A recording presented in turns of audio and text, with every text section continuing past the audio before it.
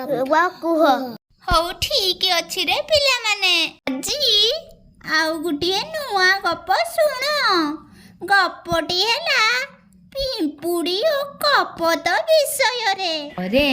ଗ୍ରୀଷ୍ମ ଋତୁରେ ଭୀଷଣ ଖରା ହେତୁ ଏକ ପିମ୍ପୁଡ଼ିକୁ ବହୁତ ଶୋଷ ଲାଗିଲା। ସେ ପାଣି ସନ୍ଧାନରେ ଏକ ନଦୀ କୂଳରେ ପହଞ୍ଚିଲା ଏବଂ ନଦୀରୁ ପାଣି ପିଇବା ପାଇଁ ଏକ ଛୋଟ ପଥର ଚଟାଣ ଉପରକୁ ଚଢ଼ିଗଲା। ତାପରେ ସେ ପାଣି ପିଇବାକୁ ଲାଗିଲା। ସେହି ପଥରରୁ ସେ ନଦୀରେ ଖସି ପଡ଼ିଲା ଏବଂ ନଦୀର ଜଳ ପ୍ରବାହରେ ପଡ଼ିଗଲା। ଜଳର ପ୍ରବାହ ଏତେ ଦ୍ରୁତ ଥିଲା ଯେ ପିମ୍ପୁଡ଼ିକୁ ଭସାଇ ନେଉଥିଲା। ସେହି ସମୟରେ ପିମ୍ପୁଡ଼ିଟି କହିଲା, କିଏ ଅଛ ମୋତେ ବଞ୍ଚାଅ, ମୁଁ ନଈରେ ଭାସି ଯାଉଛି, ଦୟାକରି କିଏ ଅଛ, ମୋତେ ଟିକେ ସାହାଯ୍ୟ କର। ସେହି ନଦୀ ନିକଟରେ ଏକ ବିରାଟ ବରଗଛ ଥିଲା, ଯେଉଁଥିରେ ଗୋଟିଏ କପୋତ ବସିଥିଲା। ହଠାତ୍ କପୋତଟିର ନଜର ସେହି ପିମ୍ପୁଡ଼ି ଉପରେ ପଡ଼ିଲା ଏବଂ କପୋତଟି ତାକୁ ସାହାଯ୍ୟ କରିବ ବୋଲି ସେହି ଗଛରୁ ଗୋଟିଏ ପତ୍ରକୁ ପିମ୍ପୁଡ଼ି ପାଖକୁ ପକାଇଦେଲା ଏବଂ ପିମ୍ପୁଡ଼ିଟି ପତ୍ର ଉପରେ ଚଢ଼ିଗଲା ପରେ ନଦୀର ସ୍ରୋତରେ ଭାସି ଭାସି ଆସି କୂଳରେ ଲାଗିଲା।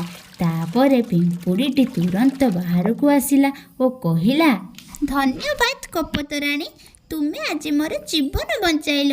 ମୁଁ ତୁମକୁ ସବୁବେଳେ ସାହାଯ୍ୟ କରିବି। ଆଜିଠୁ ତୁମେ ଆଉ ମୁଁ ଦୁଇ ସଙ୍ଗାତ।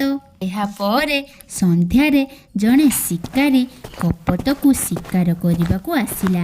କପୋତ ଆରାମରେ ଶୋଇଥିଲା। ସେ ଏହା ଜାଣିପାରିନଥିଲା।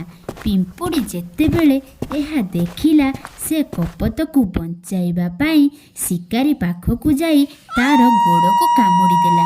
ଶିକାରୀ ଚିତ୍କାର କରିବାକୁ ଲାଗିଲା। ଶିକାରୀର ଚିତ୍କାର ଶୁଣି କପୋତର ନିଦ ଭାଙ୍ଗିଗଲା। ସେ ନିଦରୁ ଉଠି ପଡ଼ିଲା। ଏହା ଦେଖି କପୋତ କହିଲା, ଧନ୍ୟବାଦ ପିମ୍ପୁଡ଼ି ଭାଇ, ଆଜି ତୁମେ ବି ମୋ ଜୀବନ ରକ୍ଷା କଲ। ଆଜିଠୁ ଆମେ ଦୁଇ ମିତ୍ର ହୋଇ ରହିବା।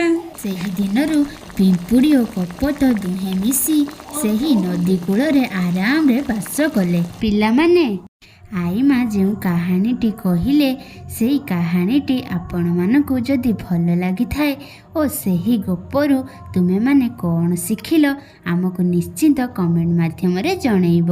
ଆମ ଚ୍ୟାନେଲକୁ ଯଦି ପ୍ରଥମ କରି ଆସିଛନ୍ତି ଏବଂ ଆମର ଭିଡ଼ିଓ ଆପଣଙ୍କୁ ଯଦି ଭଲ ଲାଗୁଥାଏ, ତାହେଲେ ଲାଇକ୍, କମେଣ୍ଟ, ସେୟାର କରିବାକୁ ଭୁଲନ୍ତୁ ନାହିଁ। ଯଦି ପ୍ରତିଦିନ ଏହିଭଳି ଭିଡ଼ିଓ ଦେଖିବାକୁ ଚାହୁଁଥାନ୍ତି, ତାହେଲେ ପାଖରେ ଥିବା ସବସ୍କ୍ରାଇବ୍ କରି ବେଲ୍ ଆଇକନ୍କୁ ବଜାଇ ଦିଅନ୍ତୁ।